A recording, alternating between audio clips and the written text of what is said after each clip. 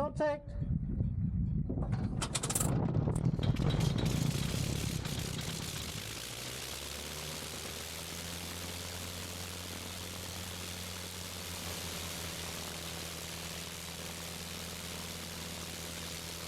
This aircraft is a faithful reproduction of the Fokker Eindecker, one of the most significant combat planes of the First World War. Introduced by the German Air Service in mid-1915, the Eindecker is considered to be the first true fighter aircraft to enter frontline service, marking the dawn of aerial combat as we know it today.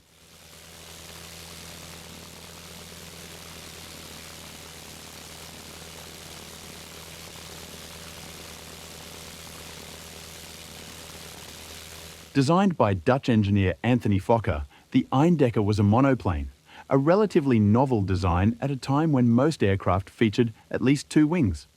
Its clean, single-wing layout gave it excellent speed and maneuverability for the era. But what truly set the Eindecker apart was its revolutionary synchronization gear, which allowed the pilot to fire a machine gun directly through the arc of the spinning propeller without striking the blades.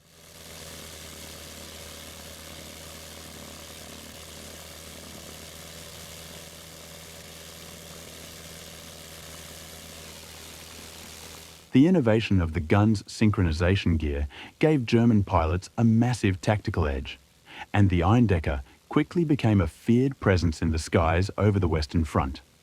The aircraft was usually armed with a single 7.92mm Parabellum or Spandau machine gun mounted just ahead of the cockpit.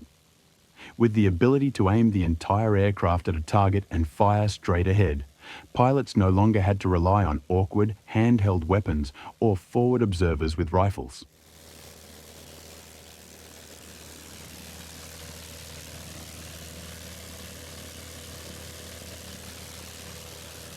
The appearance of the Eindecker in mid-1915 triggered what became known as the Fokker Scourge, a period where German aviators dominated the air and Allied losses mounted.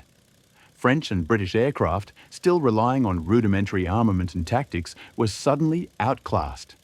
For the first time, the concept of air superiority became a vital component of modern warfare. Though primitive by later standards, the Eindecker was agile and deadly in the hands of skilled pilots like Max Immelmann, one of Germany's first air aces and the namesake of the famous Immelmann turn aerial maneuver. Immelmann and fellow ace Oswald Boelcke helped pioneer early air combat tactics, many of which would evolve into the doctrine still taught to fighter pilots today.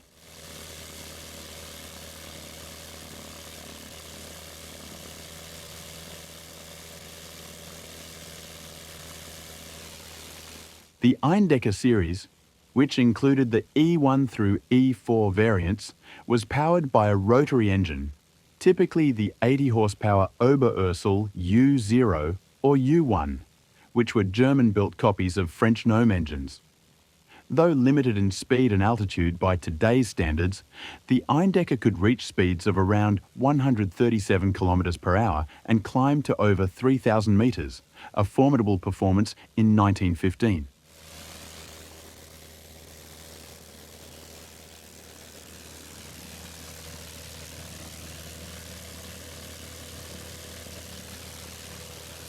By early 1916, the Eindecker's dominance began to wane as the Allies introduced more advanced and better armed fighters such as the Nieuport 11 and the Airco DH-2. But its legacy endured. The Eindecker not only reshaped the air war, but also launched an arms race in aviation innovation, spurring rapid development in aircraft design, tactics, and technology on both sides of the conflict.